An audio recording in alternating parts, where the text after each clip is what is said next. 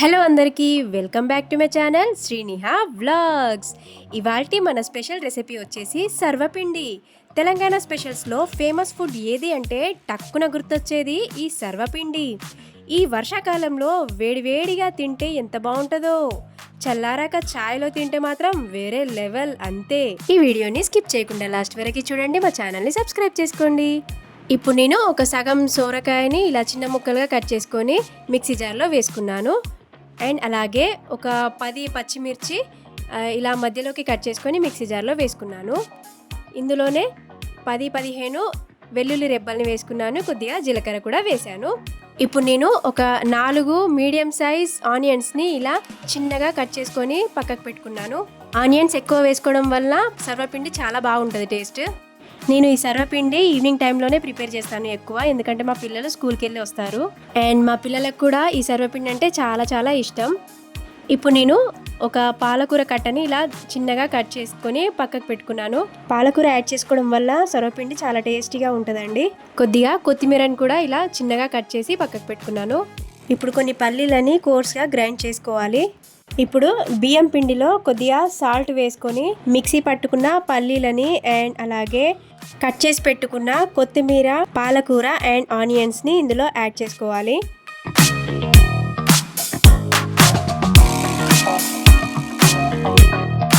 ఇప్పుడు ఇందులో కొన్ని నువ్వులు యాడ్ చేసుకుందాం.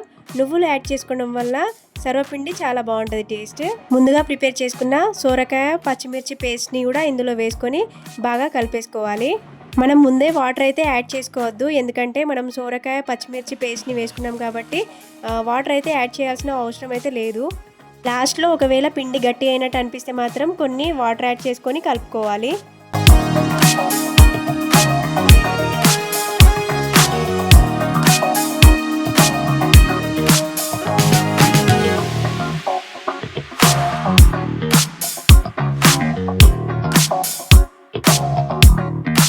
పిండి బాగా కలుపుతూ ఇలా చపాతీ ముద్దలాగా ప్రిపేర్ చేసుకోవాలి. ఇప్పుడు ఒక ప్యాన్ తీసుకొని అందులో కొద్దిగా ఆయిల్ వేసుకొని ఆయిల్ని ఇలా హ్యాండ్తో మనం ఇలా స్ప్రెడ్ చేసుకోవాలి. ఇప్పుడు కొంచెం పిండి ముద్దని తీసుకొని ఇలా ఈవెన్గా స్ప్రెడ్ చేసుకోవాలి. సర్వపిండి క్రంచీగా రావాలి అంటే మనం సాధ్యమైనంత పల్చగా పిండిని ప్రెస్ చేసుకోవాలి, ఈవెన్గా స్ప్రెడ్ చేసుకోవాలి. ఫింగర్స్తో ఇలా ఈవెన్గా ప్రెస్ చేస్తూ స్ప్రెడ్ చేసుకోవాలి.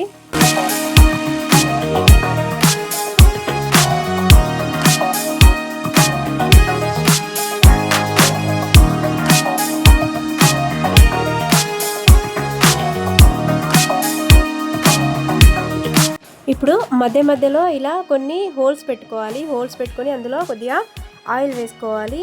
ఇప్పుడు ఫ్లేమ్ మీడియంలో పెట్టుకొని మూత పెట్టుకొని కుక్ చేసుకోవాలి, అంతే.